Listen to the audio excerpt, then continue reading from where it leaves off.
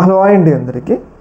రీసెంట్గా టీడీపీ జనసేన తీసుకునే నిర్ణయం మీద ముస్లిం సంఘాలు అలాగే ముస్లిం ప్రజలు కూడా తీవ్ర స్థాయిలో తమ ఆగ్రహాలు అయితే వ్యక్తమైతే చేస్తున్నారు.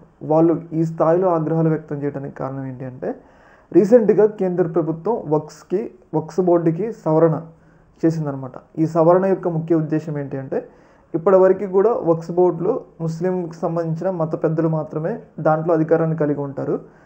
ఆ వక్స్ బోర్డులో ఇప్పటివరకు కూడా ఎలాంటి న్యాయస్థానంలో జోక్యం ఉండదు, ప్రభుత్వ జోక్యం కూడా ఉండదు. కాకపోతే ఇప్పుడు తీసుకొచ్చిన సవరణ వల్ల ఆ వక్స్లోకి కేంద్ర ప్రభుత్వం జోక్యం ఉంటుందన్నమాట. అయితే ఈ జోక్యాన్ని వ్యతిరేకిస్తూ అలాగే వక్స్ బోర్డులోకి వేరే మతస్థులు అర్థమైందంటే, ఇప్పటివరకు కూడా వక్స్ బోర్డులో వాళ్ళ మతస్థులే ఉండేవాళ్ళు, ఓన్లీ ముస్లిం మతస్థులే ఉండేవాళ్ళు. కాకపోతే ఇప్పుడు వక్స్ బోర్డులో వేరే మతస్థులను కూడా బోర్డు మెంబర్లుగా చేరుస్తూ ఈ యొక్క బిల్లుకి సవరణ కేంద్ర ప్రభుత్వం తీసుకురావడమే జరిగింది. అయితే ఈ బిల్లుని ఆపాలి అని చెప్పేసి ముస్లిం సంఘాలు, ముస్లిం మత పెద్దలు చాలా ప్రయత్నాలు అయితే చేస్తారు. రకరకాల పార్టీలకి రిప్రజెంట్ ఇచ్చారు, అలాగే వైసీపీ పార్టీకి కూడా రిప్రజెంటేషన్ ఇచ్చారు.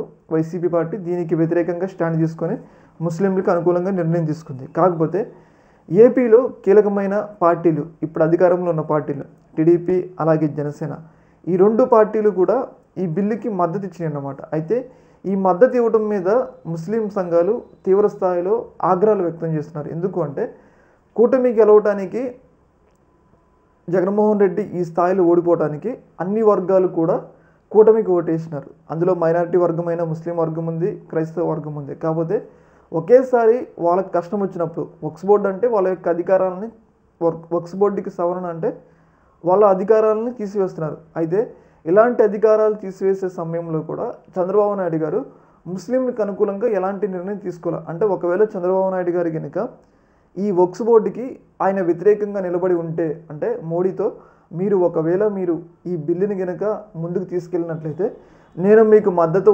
ఉపసంహరిస్తా అని చెప్పేసి చంద్రబాబు నాయుడు గారు ఒక స్టాండ్ కనుక గట్టిగా తీసుకున్నట్లయితే కేంద్ర ప్రభుత్వం ఈ యొక్క వక్స్ బోర్డుకి సవరణ చేయదు. ఎందుకంటే ఎవరైనా కానీ తమ పార్ట్నర్ బయటికి వెళ్తా అన్నప్పుడు ఆ బిల్ అనేది దాన్ని అలా ఉంచుతారు, హోల్డ్లో ఉంచుతారు. అర్థమైందా? ఎందుకంటే ప్రభుత్వమే పడిపోయే పరిస్థితులు ఉంటాయి చంద్రబాబు నాయుడు గారు బయటకు వచ్చినట్లయితే. అయినా కానీ ఇలాంటి మంచి అవకాశం ఉన్నా, ముస్లింలకి మంచి చేసే అవకాశం, ఇంత మంచి అవకాశం చంద్రబాబు నాయుడు గారికి ఉన్నా, చంద్రబాబు నాయుడు గారు ఈ అవకాశం వినియోగించకుండా ఒక రకంగా ముస్లింలకి అన్యాయం చేశారు అన్న భావన అయితే ముస్లిం సమాజంలో చాలా పెద్ద ఎత్తున వినిపిస్తూ ఉంది. దేశవ్యాప్తంగా ఉన్న ముస్లింలు కూడా అటు అసదుద్దీన్ ఓవైసీ, తెలంగాణకు చెందిన అసదుద్దీన్ ఓవైసీ కానీ, లోకల్గా ఉన్న ముస్లిం సమాజం కానీ చంద్రబాబు నాయుడు గారు గట్టిగా అపోజ్ చేస్తుంటే ఈ బిల్లు సవరణ కాకపోదు, ముస్లిం హక్కులకి ఎలాంటి భంగం కలగపోదు అని చెప్పేసి వాళ్ళు ఫీల్ అవుతున్నారు. ఎందుకు అంటే వాళ్ళు ఆ శక్తి అనేది చంద్రబాబు నాయుడు గారికి ఉంది కాబట్టి.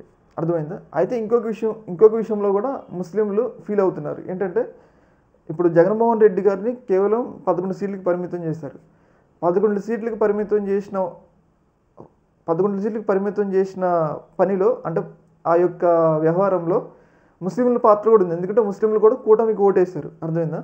కూటమికి ఓటేసినప్పుడు వాళ్ళ ఓట్లతోనే, అంటే ఇప్పుడు చంద్రబాబు నాయుడు గెలవడానికి ముస్లిం ఓట్లు కూడా కారణం. కాకపోతే వాళ్ళ ఓట్లతోనే వాళ్ళ కంట్లో పొడిచినట్లు వాళ్ళు భావిస్తున్నారు, ముస్లిం సమాజం భావిస్తుంది ఇక్కడ. అర్థమైందా? ఎందుకంటే జగన్మోహన్ రెడ్డికి మైనారిటీ వర్గం సపోర్ట్ ఉన్నా కానీ ఆయన ఇంకొక 10 సీట్లు ఎక్కువ గెలిచేవాళ్ళు.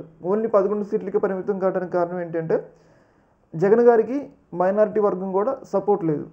అయితే సపోర్ట్ ఎవరికి ఇచ్చారు? ముస్లింలు ఎన్నికల్లో 2024 ఎన్నికల్లో చంద్రబాబు నాయుడు గారికి ఇచ్చారు. అయితే వాళ్ళ ఓట్లతోనే వాళ్ళకి అన్యాయం చేశారన్న ఫీల్ అనేది ముస్లిం సమాజంలో చాలా పెద్ద ఎత్తున కలుగుతూ ఉంది. ఏదేమైనా కానీ ఒక రకంగా ముస్లింలు మాత్రం టీడీపీ పార్టీ అలాగే జనసేన పార్టీ మాత్రం ఇంకొకసారి ముస్లింల దగ్గర ఓట్లు అడగాలంటే భయపడే పరిస్థితులు. ఎందుకంటే వాళ్ళకి అన్యాయం చేసిన బిల్లుకి మద్దతు ఇచ్చి వాళ్ళ దగ్గర ఓట్లు అడగాలంటే వాళ్ళు ఎలా వేస్తారు? ఇంకోసారి వాళ్ళ బస్తీల్లోకి పోతే రానివ్వరనే పరిస్థితులు అయితే ఇక్కడ కనిపిస్తూ ఉన్నాయి. ఏదేమైనా కానీ ముస్లిం సమాజంలో టీడీపీ పార్టీ, జనసేన పార్టీ మాకు ద్రోహం చేసిందనే, అంటే ముస్లింలకు ద్రోహం చేసిందనే భావన అనేది ఆ వర్గంలో చాలా పెద్ద ఎత్తున ఉందనేది మనకైతే తెలుస్తూ ఉంది. ఒక రకంగా హెరిటేజ్ యొక్క సామాన్లు, అంటే హెరిటేజ్ యొక్క వస్తువులు కూడా బ్యాన్ చేయాలన్న ఒక కోపానికి ముస్లిం సమాజం వచ్చిందంటే అది ఏ స్థాయిలో వాళ్ళ టీడీపీ అలాగే జనసేన మీద కోపం ఉందో మనమైతే అర్థం చేసుకోవచ్చు. ఏదేమైనా కానీ ఈ యొక్క ఇష్యూలో ఇంకొకసారి మాత్రం ముస్లింలు టీడీపీకి జనసేనకి ఓటు వేయరనే భావన అయితే కల్పిస్తుంది. అంటే ఒకవేళ టీడీపీ జనసేన ఓట్లు అడగాలన్నా కానీ భయపడే పరిస్థితులు అయితే ఏర్పడతా ఉన్నాయి. ఈ యొక్క ఇష్యూలో మీ యొక్క అభిప్రాయాన్ని కింద కామెంట్లు తెలియజేయండి. ఓకే.